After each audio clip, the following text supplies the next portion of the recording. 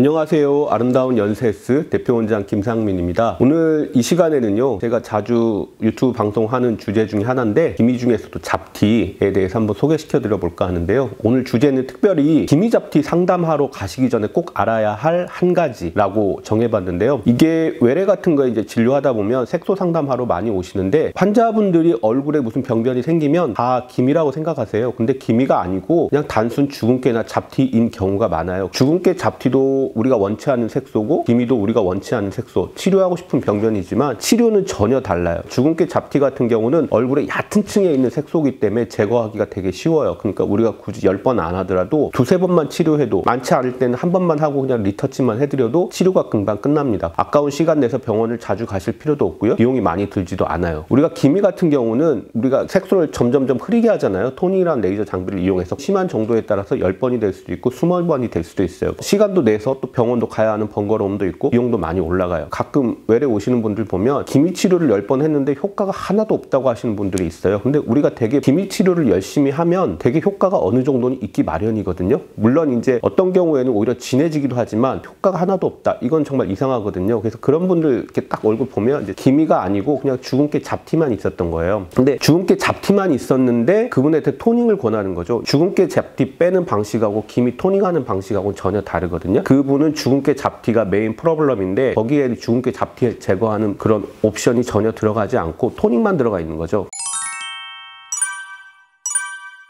환자분은 토닝도 해야 되지만 주근깨 잡티가 많기 때문에 이런 표재성 색소에 들어가는 주근깨 점잡티 제거 프로그램이 최소 3회는 들어가야 됩니다 하고 이제 옵션을 넣어서 비용을 더 추가하면 오히려 비용이 좀 올라가더라도 그래도 치료하다 보면 제거되니까 만족스러울 수 있는데, 또 원장님들도 어떤 과정이었는지 모르겠지만 점잡티 제거는 안 하시고 토닝만 하고 치료를 마지막 끝내버리니까 제거가 전혀 안 되고 그냥 있는 거죠. 환자분들은 근데 주근깨 잡티도 그냥 토닝하면 다 흐려진다고 생각하시더라고요. 주근깨 잡티는 피부 겉면에 있는 색소이기 때문에 토닝은 깊이 들어가는 레이저고요. 이 주근깨 잡티에 토닝을 해봐야 흐려지는 게 아니고요. 그냥 레이저가 스치고 지나가게 됩니다. 우리 환자분들 요즘에 이제 피부과가 주변에 많잖아요. 기미 상담하러 가실 때 꼭 알아두셨으면 하는 한 가지는 내 얼굴에 있는 색소 병변이 주근깨 잡티 같은 표재성 색소인지, 아니면 기미는 이제 표재성도 있고 심재성도 있거든요. 깊은 층, 얕은 층 다 있어요. 섞여 있는데 이런 기미인지를 알아야 되고요. 나는 주근깨 잡티 같은 이런 표재성 색소를 제거하는 방식이 한 3번은 들어가 있는 게 좋다고 들었다. 그러니까 그걸 해달라고 하는 게 좋겠죠. 그렇게 해야 나중에 치료를 끝냈을 때 치료가 좋아진 거라는 것을 오늘 설명드리고 싶었고요.